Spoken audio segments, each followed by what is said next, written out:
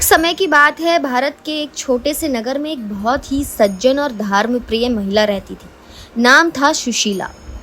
उसका जीवन सीधा सादा था। सुबह जल्दी उठकर स्नान करती, भगवान को याद करती, घर का काम निपटाती और फिर मंदिर जाकर पूजा करती। उसका एक ही सपना था, उसके घर में सुख शांति बनी रहे और उसका पति जो बाहर शहर में नौकरी करता था हमेशा खुश रहे। सुशीला की सास थोड़ी कटु स्वभाव की थी। वो हमेशा ताना मारती, क्या रोज रोज भगवान का नाम का जाप करके घर चलेगा? अरे कुछ हाथ में भी तो होना चाहिए। ऐसा पूजा पाठ तो मैंने कभी नहीं किया। फिर भी मेरा घर चलता रहा। लेकिन सुशीला चुपचाप सुनती रहती। उसे विश्वास था कि भगवान सब कुछ देख रहे हैं। एक दिन सुशीला मंदिर में बैठी थी, तभी वहां एक वृद्धा आई। चेहरे पर तेज था, चाल में संतुलन और आंखों में करुणा। वृद्धा ने पूछा, बेटी क्यों उदास दिख रही हो? सुशीला ने अपने मन की बात कह दी। माताजी, मैं भगवान में विश्वास करती हूँ, लेकिन मेरा भाग्य शायद कमजोर है। पति की नौकरी ठीक नहीं चल रही, सास दिन भर ताने मारती है, घर में पैसों की तंगी है, समझ नहीं आता क्या करूँ। वृद्धा मुस्कुराई और बोली, बेटी अगर तुम सच में श्रद्धा रखती हो तो एक व्रत करो, बृहस्पतिवार का। भगवान बृहस्पति यानी गुरुदेव को समर्पित ये व्रत बहुत चमत्कारी है। ये केवल धन ही नहीं देता, बल्कि बुद्धि, सम्मान, परिवार में प्रेम और समाज में प्रतिष्ठा भी देता है। सुशीला ने उत्सुकता से पूछा, कैसे किया जाता है ये व्रत?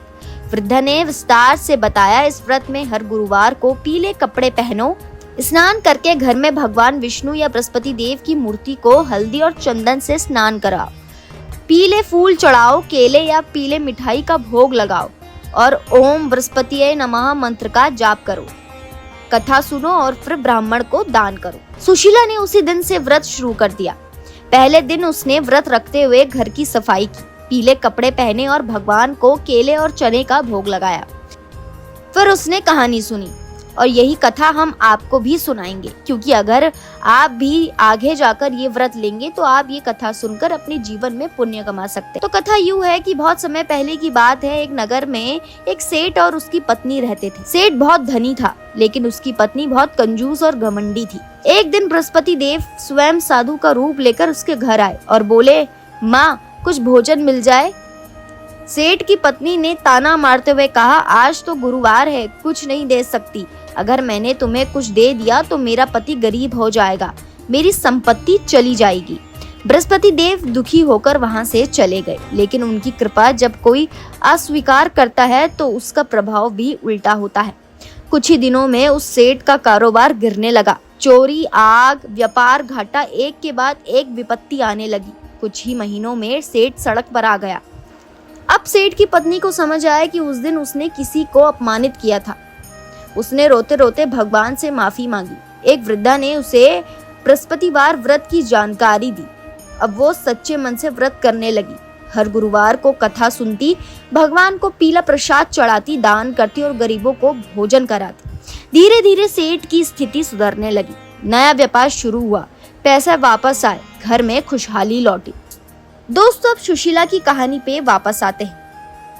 सुशीला हर गुरुवार व्रत रखने लगी। सुबह 5 बजे उठकर स्नान करती, चुपचाप भगवान की मूर्ति को हल्दी चंदन से स्नान कराती, घी का दीपक जलाकर मंत्र पढ़ती, ओम बृहस्पतिये नमः, ओम गुरुवे नमः, ओम श्री गुरुभयो नमः।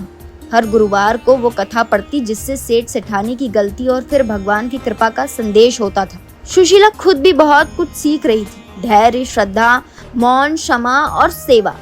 धीरे धीरे बदलाव दिखने लगे। उसके पति को प्रमोशन मिला। सासू माँ भी थोड़ी थोड़ी बदलने लगी। पहले जो ताने मारती थी, अब कहने लगी, बहू आज क्या खास प्रसाद बना रही हो?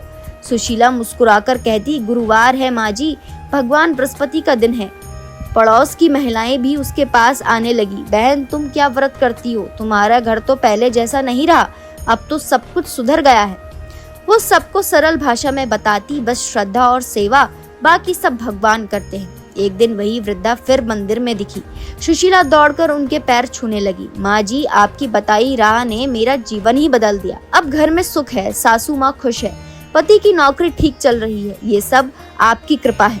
वृद्धा ने स्नेह से उसके सर पर हाथ रखा और मुस्कुराकर बोली, बेटी ये मेरे नहीं गुरुदेव की कृपा है। उन्होंने तुम्हारे भाव देखे, तुम्हारा संकल्प देखा, और जब भक्त सच्चे मन से करता है कुछ तो भगवान झोली भर देते हैं।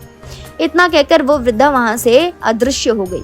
सुशीला समझ गई कि वो कोई सामान्य स्त्री नहीं थी, शायद स्वयं बृहस्पति देव थे। उस दिन से लेकर आज तक सुशीला न केवल खुद व्रत करती है बल्कि दूसरों को भी प्रोत्साहित करती है। उसके लिए गुरुवार अब कोई साधारण दिन नहीं बल्कि आस्था, ज्ञान, सेवा और विश्वास का प्रतीक बन चुका है। आप भी करें बृहस्पति व्रत, लेकिन दिखावे के लिए नहीं, दिल से। भगवान बृहस्पति को भोग नहीं चाहिए, उन्हें चाहिए श्रद्धा, सच्चाई और सेवा भाव। जो लोग सच में करना चाहते हैं उनके लिए ये व्रत किसी वरदान से कम नहीं। तो दोस्तों आज के लिए इतना ही। उम्मीद करती हूँ आपको ये वीडियो पसंद आया होगा। अगर आपको ये वीडियो पसंद आया तो इसे लाइक कीजिए और हमारे चैनल को सब्सक्राइब करना ना भूलें।